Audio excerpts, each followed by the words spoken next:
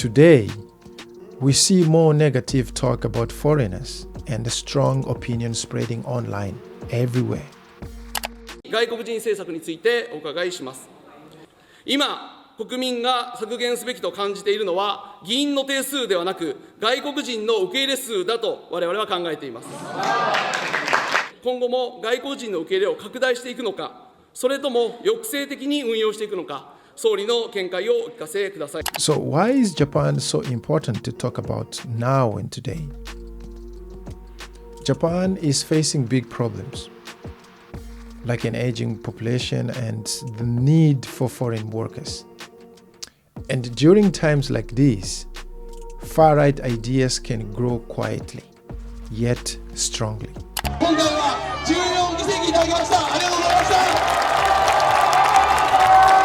To discuss the growing far-right tendencies in Japan, I'm so happy to be joined by a good friend of mine, Seltman. Zen is a PhD candidate at the Graduate School of International Development, GSID, in Nagoya University.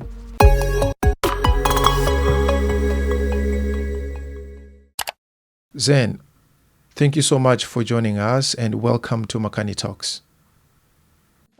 Thank you for having me on. Yeah, and I'm looking forward to our conversation. It's going to be a blast. Very good. Would you like to tell me how's your research right now? And also please clarify what is your topic and which stage of your research you are now. I'm in the final stages of my research at the moment.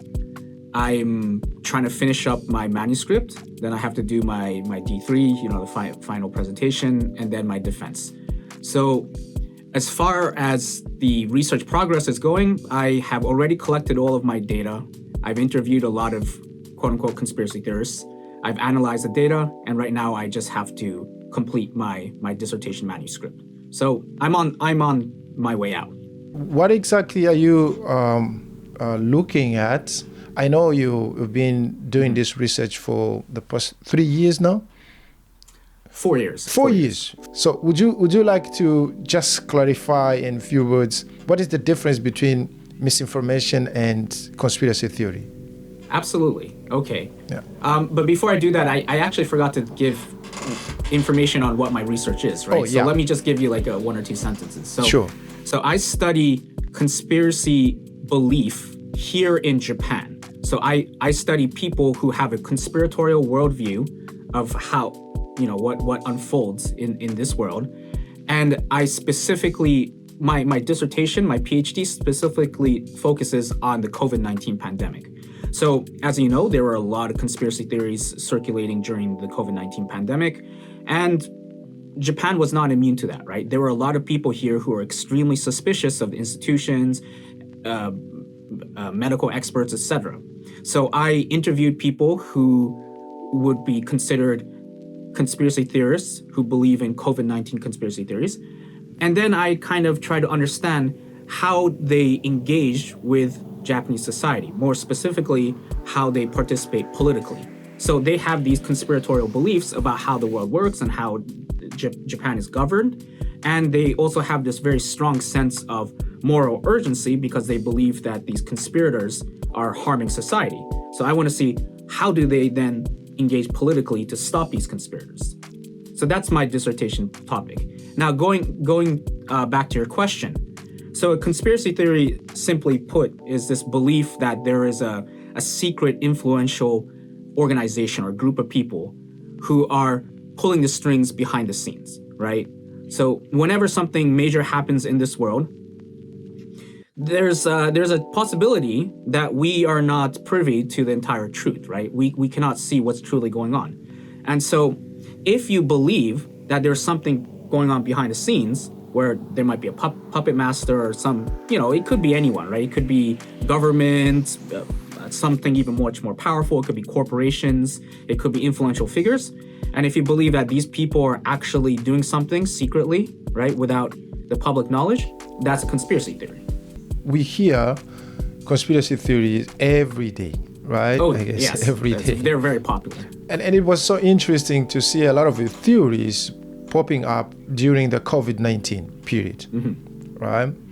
And some of those conspiracy theories, it involved the way the Japanese government dealt with the number of infections and later on the vaccine. And we also saw a lot of groups gaining influence throughout social media. And most of these groups also addressed the vaccines, right? We had some, interesting stuff. The first one that caught my attention was that the Japanese government was hiding the numbers, the infection numbers, right? Yeah. What can you say about this conspiracy theories involving the Japanese government and during the COVID period? Okay. That's a very interesting question. So first of all, there are so many different conspiracy theories even on this single topic, and it comes from many different political ideologies. So there are those who are critical of the government, saying that the situation at the time was actually worse than it was, and they're trying to cover that up. And on the flip side, you have people who are claiming that it's not a big deal at all, and the government is trying to, I think that's the one you're talking about, inflate the numbers or completely fabricate the numbers to make it seem like this is a crisis, like a manufactured crisis, right? I would say that Japan is pretty good when it comes to following medical recommendations, right? So even though they were slow to vaccinate, when they did finally get around to vaccinating, 80% of the population ended up with at least one vaccine, and something 79.5% ended up with a second dose, right? But that being said, right, that's a bit, that makes it a little bit, what's the term? Like it will give you the wrong idea of how popular conspiracy theories are here in Japan. So despite a high vaccination rate, a lot of Japanese people are extremely skeptical of the vaccines, and they were very critical of the government here. They're pretty low government trust, right? Believe it or not. So you can't quote me on this, but I believe I read a study in which they sampled over 12,000 participants, and they said that roughly 30%, so maybe 1 in 3 Japanese respondents believed in the conspiracy theory that the vaccines were being pushed for with ill intent, right? And going back to your question, that kind of demonstrates just how suspicious Japanese people are of the government at the time.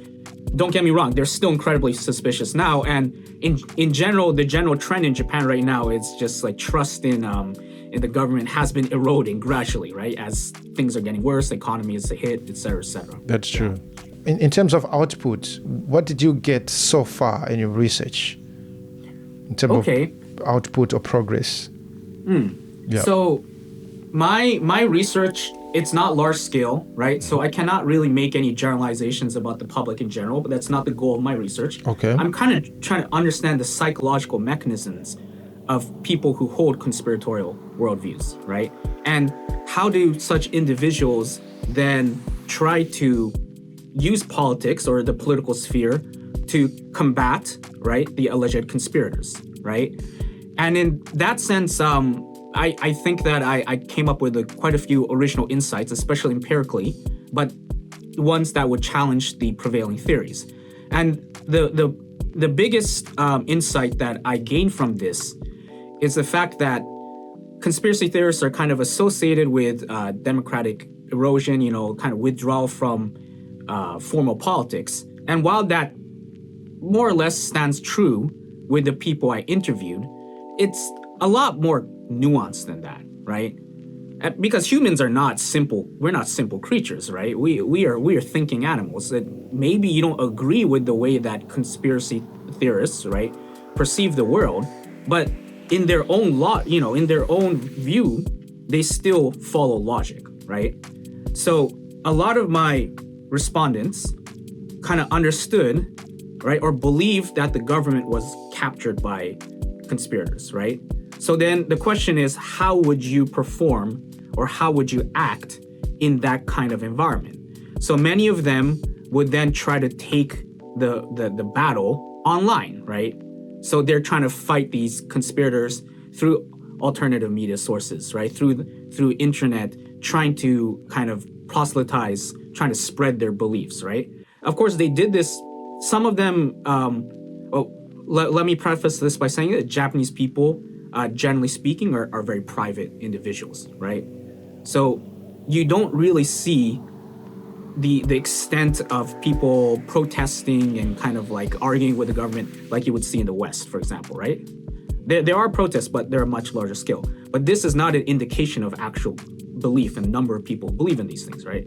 So they would anonymously post online, argue with people, and in their own way, they would try to combat the government. So most of them are very cynical when it comes to national politics, but that's not really unique to people who believe in conspiracy theories in Japan. Everyone is cynical of national politics, right? So what they would do is within the I would say subset of these people, there were those who are politically active, and those who are politically active were generally very active at the communal level. So even though they think that national politics is just beyond their reach, they still believe that at least at the municipal, subnational, local level, they could make a difference.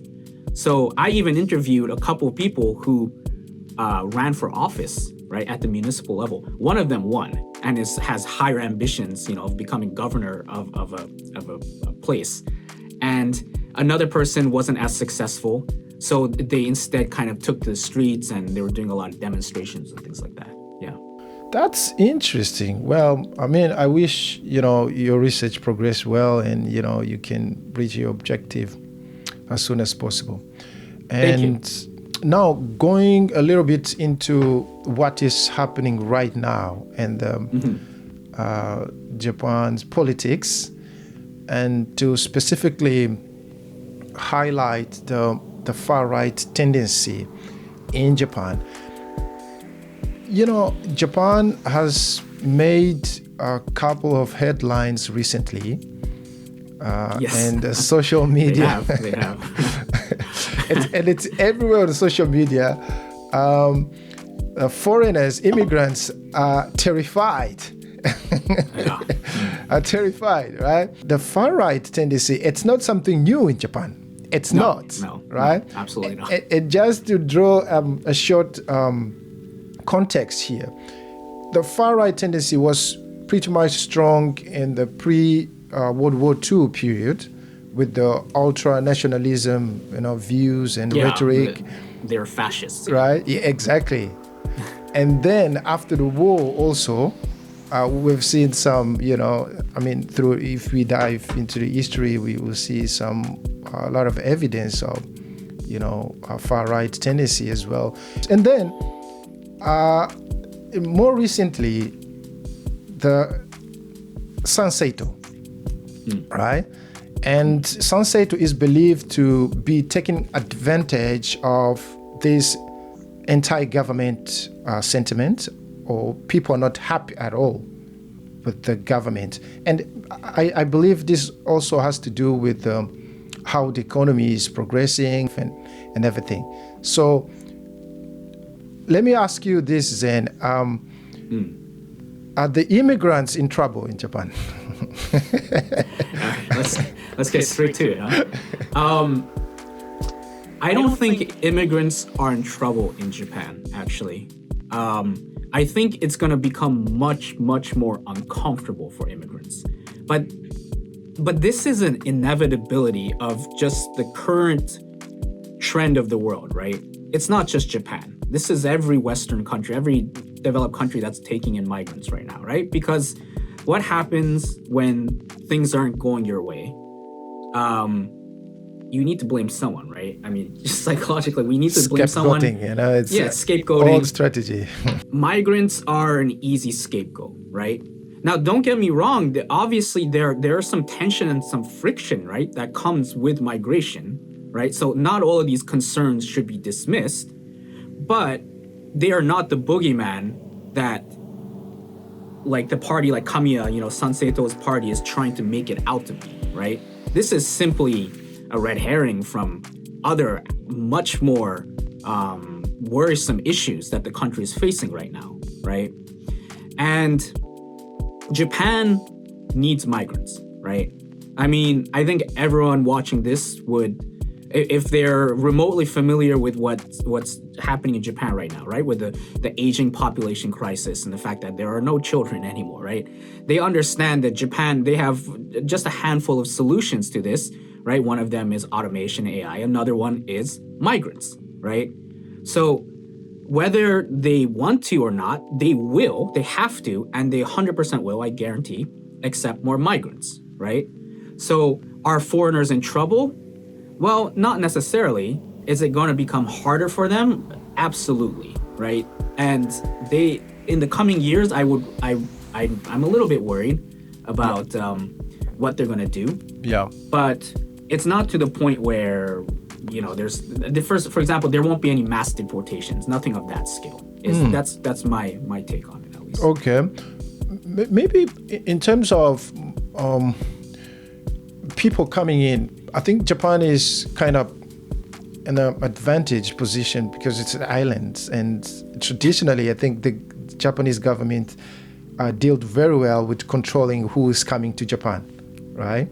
Yeah. Maybe this is one of the reasons why the Japanese government does not need to deal with mass deportation like US. I mean, right, US, right. the situation. They don't have a porous border, right, where people are kind of coming in and out. Japan, I mean, for example, Japan takes a handful of refugees in annually, right? That's true. You compare that with places like Canada, US, we're talking thousands, right? Tens of thousands, I think, right? Yeah. So it's not even on the same scale, right? I see.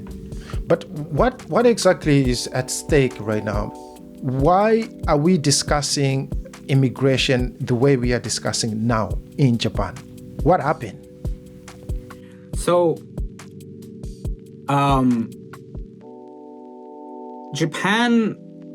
the Japanese citizens, broadly speaking, are apolitical, right? Some vote, others don't. Voter turnout rate here is quite low, but people still vote.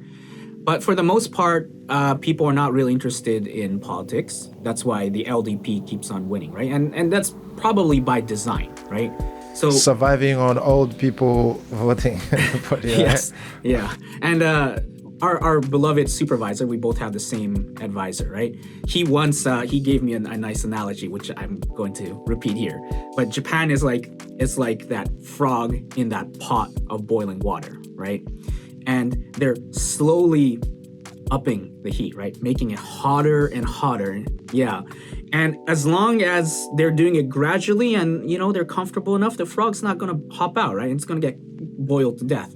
And that's kind of what the LDP and Japanese government, LDP, by the way, is the incumbent. They're the main party that's basically controlled Japan since after World War II for decades and decades, right? And that's kind of the way they had set up politics here, right? So the average citizen, they're largely apolitical. They have some civic knowledge, but they're not that concerned and they don't really try to get too involved, right? If you are someone who's highly political in Japan, you raises eyebrows and people kind of see you as though you're a bit of a nuisance, a bit of a character, right? But that only works when things are comfortable. And yes, Japan has not been in their prime for decades now, right? Their bubble burst, three and a half decades ago, right? But things have always been comfortable here, right? But that's changed. And in the last few years, right? I mean, as someone who lives in Japan, you can kind of see this happening, right? Like the prices of food and groceries going up. There's a lot of tension with not just migrants, but tourists, right? And so That's true. When things become uncomfortable, then you can no longer really ignore politics, right? Ignoring. And people are afraid that the situation will get worse and worse and worse and worse. So, yes, and it will. Yeah, and we have seen a lot of incidents specifically in Kyoto and Tokyo. And people, I've been talking to people, like the real people in Tokyo, and I've been asking them, what do you feel? How do you feel about this over tourism? Over tourism actually is one of the hottest topics in Japan right now, right? It's like enough is enough. We are tired of so many people coming into our country, and they are basically messing everything around. Everywhere we enjoy clean environments, and that's an essential part of the way of living in Japan, right? So do you really believe over-tourism is that a problem right now? And in what sense? Okay, so I'm from Kyoto. Yeah. And Kyoto is the old capital of Japan, and it is the number one, I think it's number one still, right? Destination spot for tourists in the country. Yeah. And regardless, it's packed. So I went to visit my family a couple weeks ago, and I was just shocked at how many tourists there were. Over tourism is an issue for sure. Yeah. Now, how is that the tourist problem? Well, okay, beyond the fact that, some tourists are disrespectful, okay? So from my perspective as someone who's part Japanese, I do find a lot of the tourists incredibly irritating, actually, right? They would stand in the middle of the streets, they would vandalize things, they're very loud, etc., etc. Listen to music on the streets, like this is not Japan. Yeah, like the other day I was on the subway and there were a couple of foreign tourists, right? I assume they're tourists, and they're blasting music in the subway. Now, to those who are not familiar with Japanese culture, speaking loudly and blasting music on the subway here is a big no-no. Bad manners. I know. Yeah, very bad manners. It made me angry, actually. And I was like contemplating, like, should I actually go up to them and tell them, right? Don't do that. But, I decided to drop it. That's another thing, right? Japanese people are not confrontational. So they see these things. Usually they don't say anything. So the tourists will continue their quote unquote poor behavior, right? Because they don't realize how rude or offensive it is, right? And don't get me wrong, maybe they knew and they didn't care, but there's also a high chance that they simply didn't even occur to them that this was something that's rude, right? Because it's perfectly fine from wherever they're from, right? Over tourism is an issue, but I also think that it is something that they're focusing on way too much. And they're also conflating tourism with migration. And that's a huge mistake. But I know why they're doing that, right? It's strategic because they just want to lump all foreigners together and say, like, foreigners are bad. Let's deal with the foreigner problem, right? But really, they should be treated as two completely separate issues. And the Japanese government and the Japanese side needs to take accountability for a lot of that. Because if there's so many tourists flooding in, right? Okay, part of it's because the yen is so weak right now. But they could also kind of try to control that to an extent, right? But they're not because, well, I guess they want the tourists to come, right?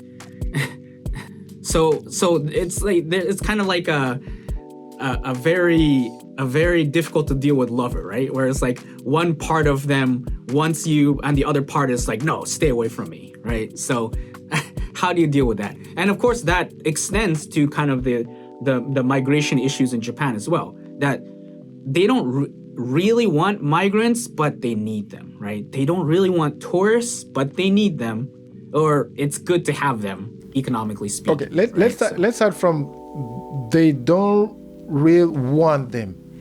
And why do you think so? Is it because of the uniqueness of the Japanese culture? What is it? What is at stake here?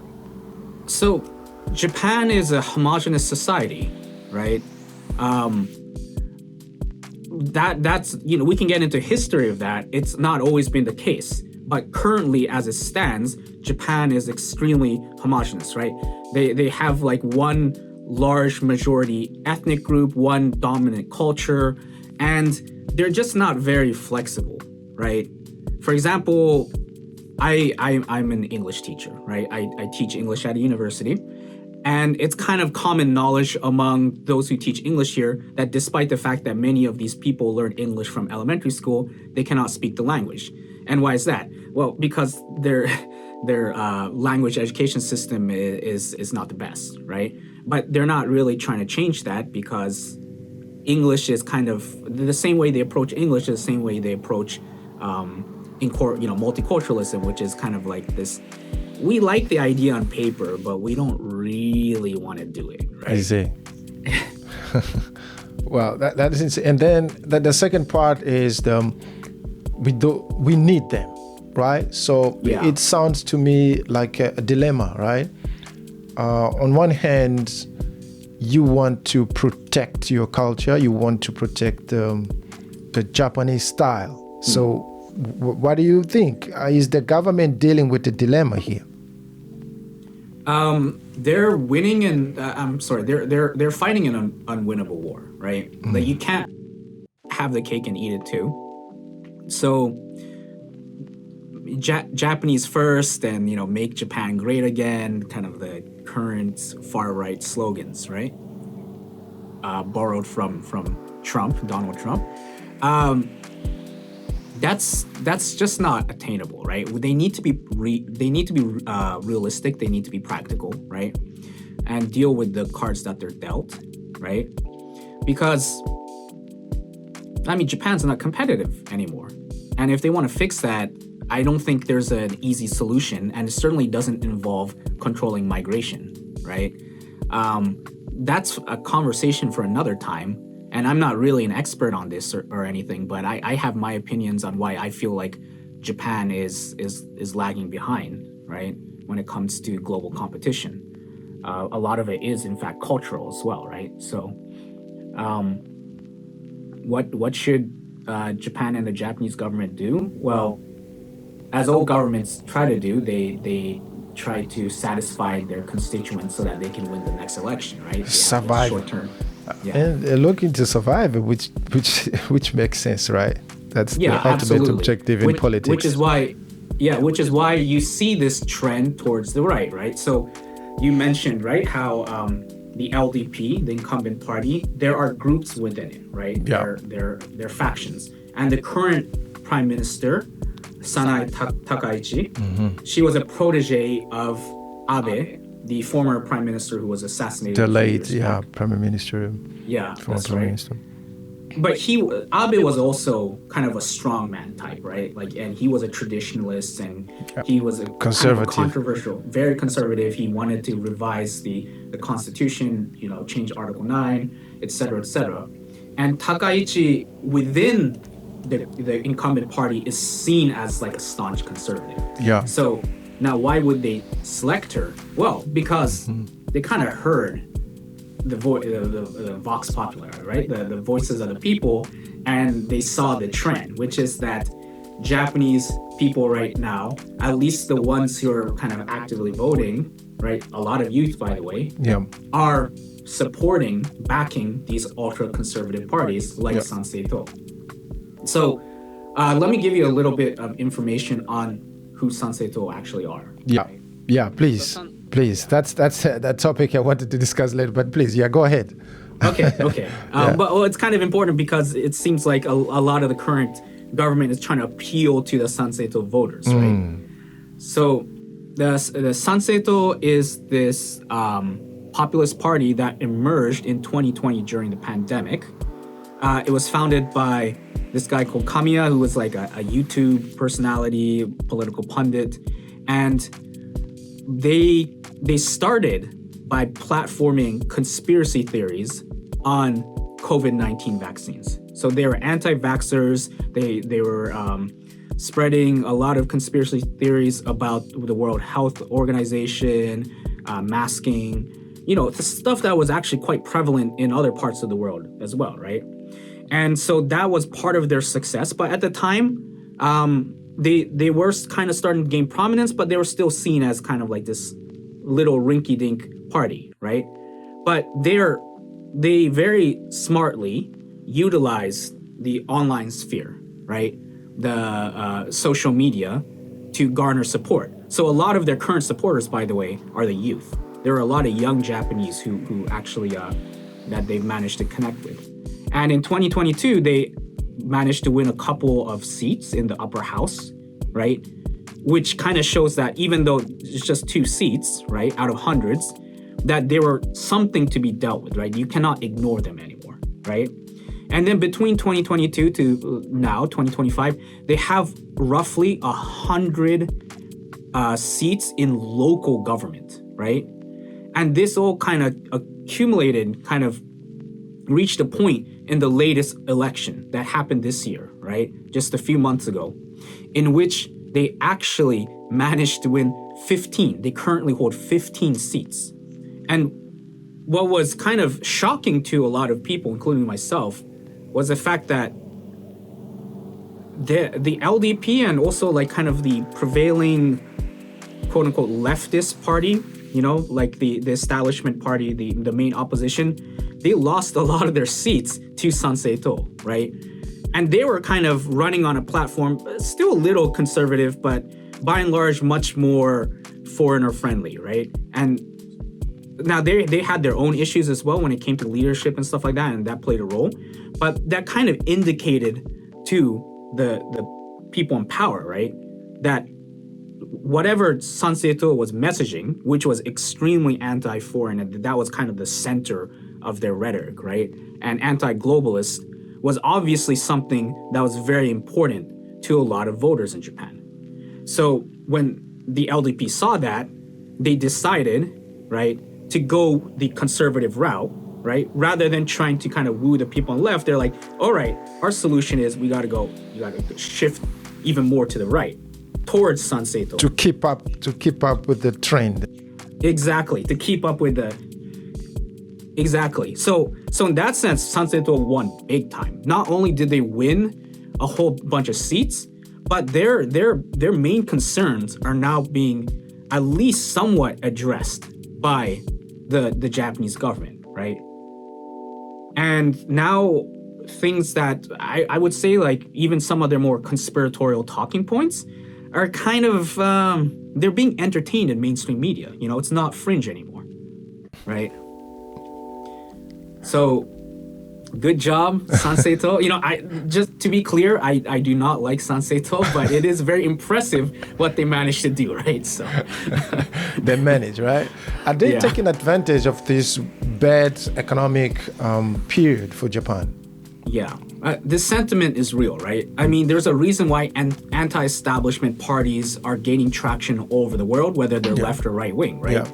That's valid. Governments have been failing their citizens, right? But now is the solution to then support parties like Sanseito and blame foreigners? Yeah. Well, in my opinion, no. I mean, that's kind of a wrong step towards a right or meaningful concern, right? Yeah. So what do you think in practical terms? I know it's a very difficult question. What do you think Japan gains right now with a more stricter control to immigration? What exactly the country will gain, and in all dimensions, I mean, economically, politically, culturally, what exactly? Can you imagine? Can you think of something plausible? Okay. Well, politically speaking, they're appeasing the voters, right? So let's get that out first and foremost, because that's really the main reason why they're doing it, right? Yeah. They created this new minister, like some kind of like little what would you call it? Like a division for like societal harmony or something like that, right? But basically they're going to police foreigners more, right? And that's something they specifically created recently in order to address the concerns of people who support Sanseito and people who are worried about foreigners, right? Wow. So politically, I mean, yeah, this is something that they're going to do in order to appease voters. Economically speaking, I don't think there's much benefit in kind of clamping down on foreigners, because a lot of their solutions, not even at the top level, but kind of like societally speaking, are just done out of emotion, right? Mm-hmm. So, for example, there's a sense of unfairness, right? That like foreigners are somehow exploiting the system, or they're getting special treatment when they shouldn't, right? Yeah. A good example of this is, I think are you a MEX scholar or former MEX scholar? MEX. So MEX scholarship was something that was being targeted by Sanseito, not just Sanseito, but other like right-wing parties, right? They're like, why are we giving all this money? And often it's exaggerated, by the way, it's not accurate, but we're giving all this money for free, right? As though you guys don't contribute anything to Japanese society, to these foreigners when we have Japanese people struggling, right? And then once that kind of like entered the discussion, then institutions, even universities, kind of started like, first of all, there are people on the board who probably share that sentiment, but beyond that, they kind of have to appease the Japanese public, right? So now they're kind of like having discussions about rolling back on some of the scholarship, right? And it's also connected to tuition, for example, right? Like, if you're coming to Japan, right, why don't we do what the other countries do and charge more for tuition? It's only fair. They're coming into our country. So recently, Waseda announced, right, that they're going to increase tuition by 1.7 times. Just for, yes, to make this clear, only for international students, not for locals, right? And what does this achieve, right? Economically speaking, I think it's a horrible idea, by the way. First of all, by Waseda doing this, they're definitely going to set precedent because Waseda is a leading institution, right? It's an elite university here. They're going to set precedent that other unis probably will follow, right? But beyond that, I feel like doing this is actually kind of shooting yourself in the foot, right? It's backfiring because you're making it less appealing for the top talents, which Japan really wants, right? Are these like high achieving, talented foreigners, right? They want to court them, right? Have them enter the country. They're not going to consider Japan if they're suddenly making the tuition more expensive and they're cracking down on foreigners, and foreigners are seeing on the news how Japanese people are becoming more and more anti-foreign, right? So policy-wise, I don't think any of this is beneficial, right? But maybe there's something there, right? I'm not well informed enough, so if someone out there disagrees with me, please voice your opinion. We could have a conversation on it. That's true, but maybe it makes more sense if we see this on a cultural point of view.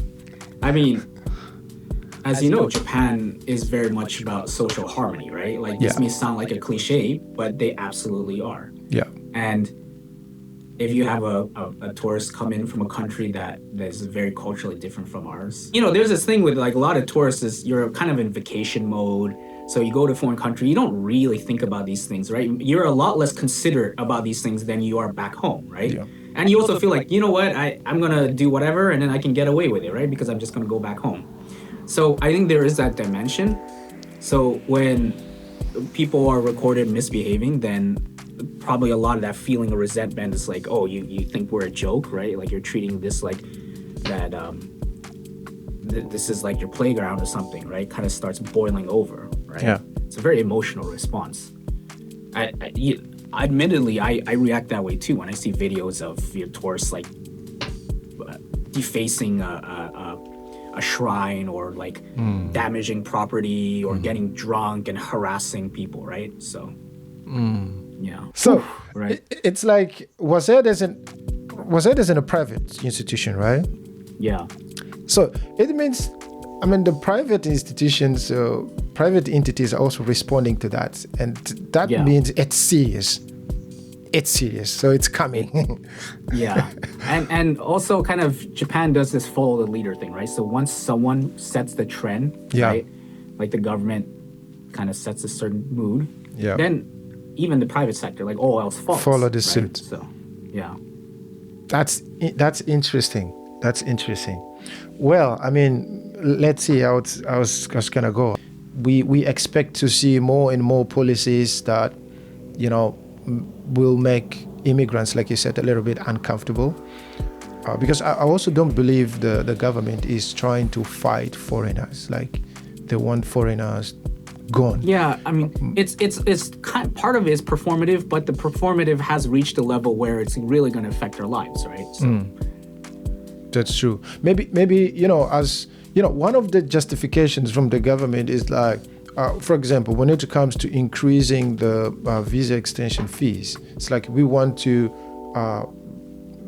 keep up with the Western trends and, they're kind of trying to benchmark with the Western, the US, the UK, and other countries. But how much of the Western are you willing to integrate at this time? Culturally, societally speaking, they're not ready, but I don't think they'll ever really be ready because they're so resistant to change, right? So how much are we willing to implement? I don't know. That's a tough question. Countries like the US, well, less so now, but like countries like Australia and Canada can do this because they're appealing. But let's be real. Most people coming into Japan, it's either because they're within close proximity, right? Southeast Asia, right? So it's the global south in this region. Or because Japan was kind of their secondary or third option, right? Not all the time, but it's not really like the number one destination for a lot of people, right? Probably you ask a lot of foreigners here, if they had the choice, they would rather be in Europe or North America, right? Yeah. So Japan needs to understand that. They cannot like act like they are like this coveted, like the princess at the ballroom, because they're not, right? So I hate to break it to the Japanese people, but you gotta act accordingly, right? If you're going to be difficult, then less foreigners are going to come in. And while the residents in the short term might be happy about that, it's like, oh, thank God, right? Less foreigners, less trouble, less noise. That's not a long-term solution, because as I mentioned earlier, and I made this clear, Japan does need migrants, right? Like everyone understands this. Everyone knows this is the case, right? So. But maybe the Japanese government is trying to implement the exactly same filter the US is trying to implement right now. It's like we want to pick the good immigration. They're taking in far less immigrants compared to these countries anyway. That's true. Right? So that's true. Now there are people within Southeast Asia who, instead of going to Japan, they're going to other Southeast Asian countries, right? So that's kind of telling, right? What about the real situation, right? Zen, last few words, if you have any. In case I frightened you about visiting Japan, so I have been very cynical here, right? Because we're having an honest talk when it comes to politics and society. Yeah. But Japan, as Sultana said, it's actually a very safe country. It's very comfortable to live in. Very safe. Very convenient. I've been here for 7 years. Very convenient. Yeah. And for example, a little bit about myself. My father is very sick, right? He's American. Had he been in the US, different story. We would have been destitute, right? Taking care of him financially. But here in Japan, affordable, top-notch healthcare, right? So Japan is a country of extremes, right? Because there's so much social order and just cleanliness, right? Very bureaucratic. Yeah, that comes with a lot of negative, right? I'm not gonna lie about that, right? It can be hard for people to function in Japanese society, but it comes with a lot of beautiful things too, right? Japan is it's a lovely place to live in, and as long as you can kind of tolerate its more its harsher aspects, I suppose, especially if you're not used to a culture like this, then you are going to live very comfortably here. Absolutely. That's true. That's true. Thank you so much, Zen, and I wish all the best to you and also a quick recovery to your dad. And I hope to see you soon in this platform so we can discuss the most updated developments. Thank you, Sultan. It was a pleasure. I always enjoy talking with you. And I hope that to the listeners, you found this interesting. I certainly enjoyed blabbering on, but I don't know how much of that is interesting to others. So, yeah, it is. Okay.